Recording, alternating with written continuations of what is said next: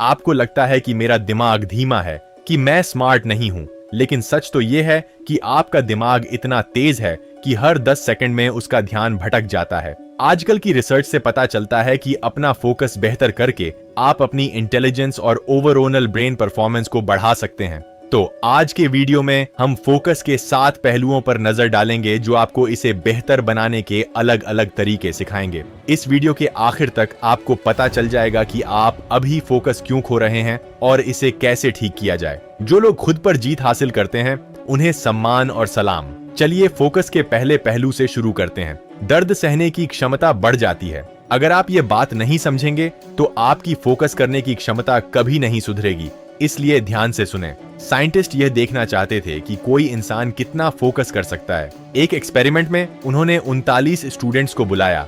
Average उम्र 21 साल थी। काम 2 घंटे तक पजल सॉल्व करना था। इसमें एक ट्विस्ट भी था। उन्होंने एक स्टूडेंट के हाथ पर थर्मल बॉल्स रखी जिन्हें गर्म करने पर तेज जलन होती थी। फिर साइंटिस्ट्स ने रैंडम पजल्स दिए, कुछ आसान कुछ मुश्किल। 15 मिनट बाद उन्होंने एक ऑप्शन देना शुरू किया। अगर आप कोई पजल छोड़ना चाहते हैं तो छोड़ सकते हैं। दर्द सहते रहे। रिजल्ट हैरान करने वाले थे। स्टूडेंट्स ने अगली पजल को सॉल्व करने में 28% ज्यादा समय बिताने के बजाय फिजिकल दर्द को चुना। क्यों? साइंटिस्ट्स ने पाया कि फोकस करने से सिर्फ थकान ही नहीं होती, बल्कि यह असल में हमारे दिमाग में भी परेशानी पैदा करता है। प्रॉब्लम कमजोर फोकस नहीं है, बल्कि दर्द सहने की लिमिटेड क्षमता है। लंबे समय में फोकस बेहतर करने के लिए आपको धीरे धीरे दर्द सहने की अपनी काबिलियत बनानी होगी। कैसे? पहला स्टेप, अपनी लिमिट्स को बढ़ाना शुरू करें। साइकोलॉजिस्ट डॉक्टर एलन मैरेट कहती हैं कि दर्द सहने की क्षमता धीरे धीरे बढ़ती है। जब भी आपका मन कहे बस बहुत हो गया, करते रहें। जब आपको उठने का मन करे तो बस कहें, अपनी सांस पर थोड़ा और फोकस करें, बस 10 मिनट और बैठें। दूसरा काम है काम पूरा करने को फायदेमंद बनाना। जैसे खुद से वादा करें, मैं यह 15 मिनट तक करूंगा और उसके बाद ही उठूंगा। हर बार जब आप ऐसा कोई काम पूरा करें तो अपनी डायरी में अपने लिए एक अच्छा कमेंट लिखें। जैसे जैसे आपकी दर्द सहने की क्षमता बढ़ेगी, आप नेचुरली ज्यादा देर तक फोकस करना चाहेंगे। फोकस ट्रेनिंग का एक और हिस्सा है बोरियत से निपटना। असल में बार बार वापस आना सीखना। यहां एक चौंकाने वाली बात है। यह असल दुनिया का डेटा है।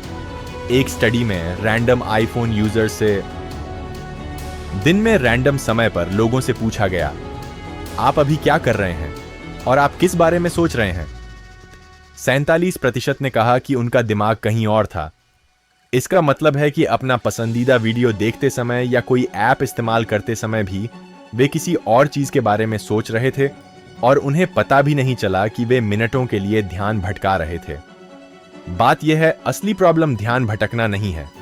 प्रॉब्लम यह है कि आपको पता ही नहीं चलता कि आपका ध्यान भटक गया है। इसीलिए हो सकता है कि आप कुछ पढ़ें लेकिन कुछ याद न रखें। तो इसका सॉल्यूशन यह नहीं है कि आप ज्यादा घंटे पढ़ाई करें, बल्कि बार बार अपना फोकस वापस लाएं। एक एक्टिव रीडिंग टाइमर सेट करें। जब आप कोई मुश्किल या बोरिंग काम कर रहे हो तो बीच बीच में छोटे टाइमर सेट करें, जैसे 8 से 10 मिनट। जब टाइमर बंद हो जाए तो खुद से पूछें, मैंने इन 8 मिनट में क्या पढ़ा? इसे 5 शब्दों में बताएं। आपका रिटेंशन बढ़ जाएगा। एक और ट्रिक है, लेबल करें और वापस लौटें। जैसे ही आपको लगे कि आपका मन भटक रहा है, उससे लड़ें नहीं, बस इसे भविष्य का विचार मान लें। फिर अपना फोकस वापस अपनी सांस पर लाएं। अपने पैरों को महसूस करें और काम पर वापस लग जाए। जब आप अपना फोकस वापस लाएं तो कोई स्ट्रेस नहीं, कोई पछतावा नहीं। खुद से कहें, मैं अपना फोकस बढ़ा रहा हूं, मैं यहां हूं, वापस आने की प्रैक्टिस कर रहा हूं। फोकस सुधारने का तीसरा पहलू इमोशन से जुड़ा है। फ्रस्ट्रेशन को सीखने में बदलें। यह हम सभी के साथ होता है। जब हम कुछ नया सीखने की कोशिश करते हैं, थोड़ी देर बाद फ्रस्ट्रेशन आने लगती है। एंड्रयू ह्यूबरमैन कहते हैं कि यह फ्रस्ट्रेशन असल में सीखने के लिए एक केमिकल सिग्नल है। इसका मतलब है कि आपका दिमाग अटका नहीं है, यह रीवायरिंग कर रहा है। आपके दिमाग का एक हिस्सा दूसरे हिस्सों के साथ गहराई से कम्युनिकेट कर रहा है। जल्दी से अलर्ट हो जाए, कुछ बदलने की जरूरत है और तभी असली सीखना शुरू होता है। लेकिन हम अक्सर फ्रस्ट्रेशन को कुछ बुरा मानते हैं। हम कुछ समझते हैं और फिर ठीक उसी समय फोकस करना बंद कर देते हैं जब हमारा दिमाग असल में सीख रहा होता है। एंड्रयू बर्मन कहते हैं, सबसे पहले इस गलतफहमी को दूर करें कि दिमाग फ्लो स्टेट में होता है। और याद रखें, जब आप सीख रहे होते हैं तो कोई फ्लो नहीं होता, सीखना आसान नहीं होता, ये चैलेंजिंग होता है। मेरे दोस्त को ये बात 11वीं क्लास में ही समझ आ गई थी। उसने शहर की टॉप फिजिक्स कोचिंग सिर्फ 2 हफ्ते में छोड़ दी। जब मैंने पूछा क्यों, तो उसने कहा, यार वहाँ सब कुछ समझने में बहुत आसान था, मुझे कोई चैलेंज महसूस नहीं हुआ, तो सीखने का क्या मतलब है। हमें भी ठीक यही करने की जरूरत है। फ्रस्ट्रेशन का इस्तेमाल करें। जब भी आपको चिढ़ या गुस्सा आने लगे तो जान लें कि आपका दिमाग सीखने के लिए खुल रहा है। फिर जानबूझकर मुस्कुराएं। इससे आपकी मेंटल हालत बदल जाती है और आपको फिर से कोशिश करने में मदद मिलती है, क्योंकि सीखने का असली पल वही होता है। अगले 10 से 15 मिनट नई जानकारी को समझने की कोशिश में बिताएं। उसके बाद आप चाहें तो ब्रेक ले सकते हैं। आपकी फ्रस्ट्रेशन सीखने और फोकस में बदल जाएगी। चौथा पॉइंट दिमाग की कैपेसिटी के बारे में है। स्विच को खत्म कर दें। अपने दिमाग को बार बार रीस्टार्ट करना बंद करें। आप काम से उतना नहीं थकते जितना अपने दिमाग को लगातार रिब्यूट करने से थकते हैं। एक स्टूडेंट मैथ का सवाल हल कर रहा है तो पहले वे व्हाट्सएप चेक करते हैं, फिर वे अपने नोट्स देखते हैं, फिर वे डाउट्स क्लियर करने के लिए कुछ यूट्यूब वीडियो देखते हैं, फिर वे उसी सवाल पर वापस जाते हैं। सिर्फ 1 घंटे में उन्हें उतना थकान महसूस होती है जितना उन्होंने 3 घंटे पढ़ाई की हो, लेकिन रिजल्ट बहुत अच्छे नहीं होते। क्यों?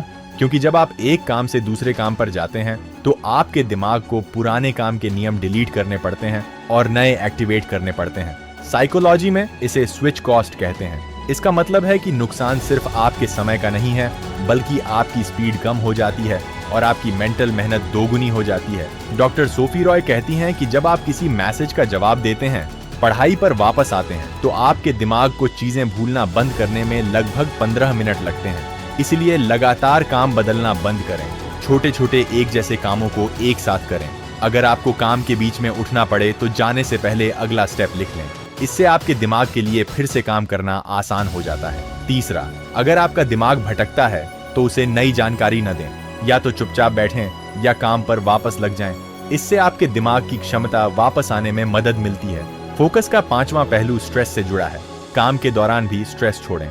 जब मैंने पढ़ा कि स्ट्रेस सिर्फ इंसानों पर असर करता है, नहीं, जानवर भी इसे महसूस करते हैं, तो मैं थोड़ा हैरान हुआ, क्योंकि हम आमतौर पर स्ट्रेस और टेंशन को सिर्फ इंसानों से जोड़ते हैं। लेकिन यहाँ कुछ हैरान करने वाली बात है। जब एक हिरण अचानक पास में शेर को देखता है तो उसके शरीर से भी कोर्टिसोल और एड्रेनालाइन निकलता है। उसका दिल तेजी से धड़कता है और उसे अपनी पूरी ताकत से भागना पड़ता है। लेकिन यहाँ ट्विस्ट है। जैसे ही खतरा टलता है, 10 मिनट के अंदर जानवर के शरीर से स्ट्रेस निकल जाता है। लेकिन हम इंसानों का दिमाग एडवांस्ड और दिमाग बेवकूफी भरा होता है। हम पुरानी बातें बार बार दोहराते रहते हैं। लोग ज्यादा सोचते हैं, जिससे स्ट्रेस होता है।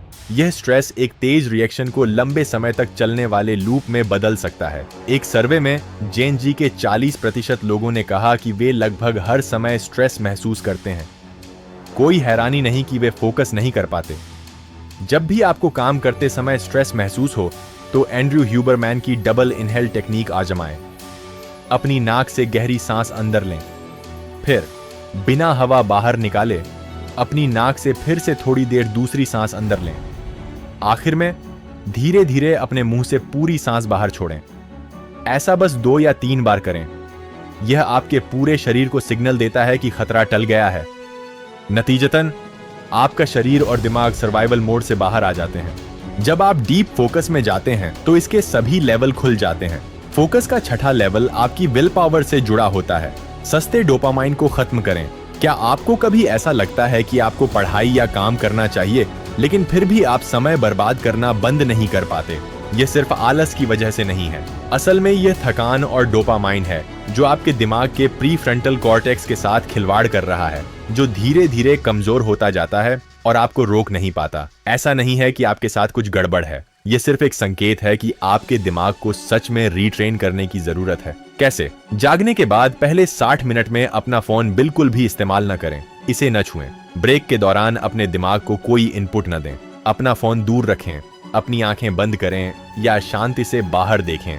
इससे आपके दिमाग को आराम मिलता है और वह हिस्सा रिचार्ज होता है जो सेल्फ डिसिप्लिन को कंट्रोल करता है। आखिरी स्टेप है सेलेक्टिव फोकस बनाना। बहुत से लोग कमेंट्स में कहते हैं, मैं बचपन से ही धीमा या आलसी रहा हूँ, लेकिन रिसर्च कहती है कि यह सच नहीं है, क्योंकि आप दिमाग की परफॉर्मेंस को बेहतर बना सकते हैं। जब आप ध्यान भटकाने वाली चीजों को हटाते हैं और सिर्फ एक चीज पर फोकस करते हैं, तो यह सिर्फ हम फोकस बढ़ाने के बारे में नहीं है। आपके दिमाग के अलग अलग हिस्से एक साथ बेहतर रिदम के साथ काम करना शुरू कर देते हैं। साइंस इसे कहता है यह पीक गामा स्टेट है, जैसा मिंग्योर रिनपोछे को अनुभव होता है।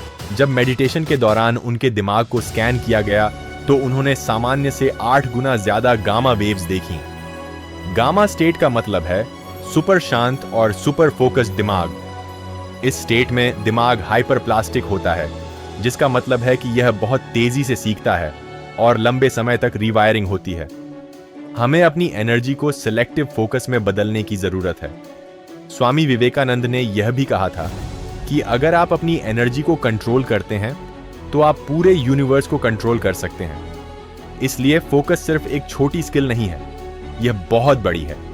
आपका फोर्स मल्टीप्लायर आपकी सांस है। आपको क्या करने की जरूरत है? सबसे पहले अपनी सांस को चेक करें। अगर आपकी सांस बिखरी हुई है तो आपका दिमाग भी बिखरा हुआ है। रिसर्च से पता चलता है कि अगर आप हर दिन सिर्फ 12 मिनट शांति से अपनी सांस पर फोकस करते हैं तो 2 हफ्तों के अंदर ध्यान भटकाने वाले विचारों को फिल्टर करने की आपकी क्षमता 20 से 40% तक बेहतर हो जाती है। सारांश, सबसे पहले अपनी दर्द सहने की क्षमता बढ़ाइए। जब भी कोई काम मुश्किल लगे तो तुरंत छोड़ने के बजाय खुद से कहें बस 10 मिनट और। दूसरा, बोरियत को संभालें। असली फोकस सिर्फ एक जगह पर रहने के बारे में नहीं है, बल्कि बार बार वापस आने के बारे में है। आप वापस जाने वाले हैं। अगर आपका मन भटकने लगे तो अपनी सांस और अपने पैरों के बारे में जागरूक हों, फिर पेज पर फिर से फोकस करें। तीसरा, निराशा को सीखने में बदलें। अगर आप निराश महसूस करते हैं तो अपने चेहरे पर हल्की मुस्कान लाएं। खुद से कहें कि सीखना अभी शुरू हुआ है। 10 से 15 मिनट तक उस मुश्किल हिस्से पर अटके रहें। चौथा, अपने दिमाग को बार बार रीस्टार्ट न करें। अगर आपको उठना है तो उठने से पहले अगला स्टेप लिख लें। छोटे छोटे कामों को एक साथ करें। पांचवा, किसी भी समय स्ट्रेस को बाहर निकालना सीखें। अपनी नाक से गहरी सांस लें, फिर थोड़ी और हवा अंदर खींचें। अपने मुंह से सांस छोड़ें। 2 या 3 बार दोहराएं। ब्रेक लेने से स्ट्रेस कम करने और आपका फोकस बेहतर करने में मदद मिलेगी। छठा डायमेंशन है सस्ते डोपामाइन को खत्म करना। ब्रेक के दौरान अपने दिमाग को कोई नया खिलौना न दें। अपना फोन दूर रखें या अपनी आंखें बंद करके कोई अच्छा सीन देखें। आखिर में सेलेक्टिव फोकस डेवलप करें। हर दिन सिर्फ 12 मिनट का माइंडफुल मेडिटेशन ध्यान भटकाने वाले विचारों को 40% तक कम कर सकता है। आपको बस इसे 2 हफ्ते तक आजमाना है। दोस्तों, अगर आप जिंदगी में सफल होना चाहते हैं और खुश रहना चाहते हैं तो कल की चिंता और पुरानी बातों को छोड़ दें, ताकि हर चीज आपके लिए एक इंस्पिरेशन बन जाए। जाने देना सीखने के लिए पूरा वीडियो देखें। मैं काम की कहानियां शेयर करता रहूंगा। हिम्मत, एक्शन, स्मार्टनेस, हम जीतेंगे।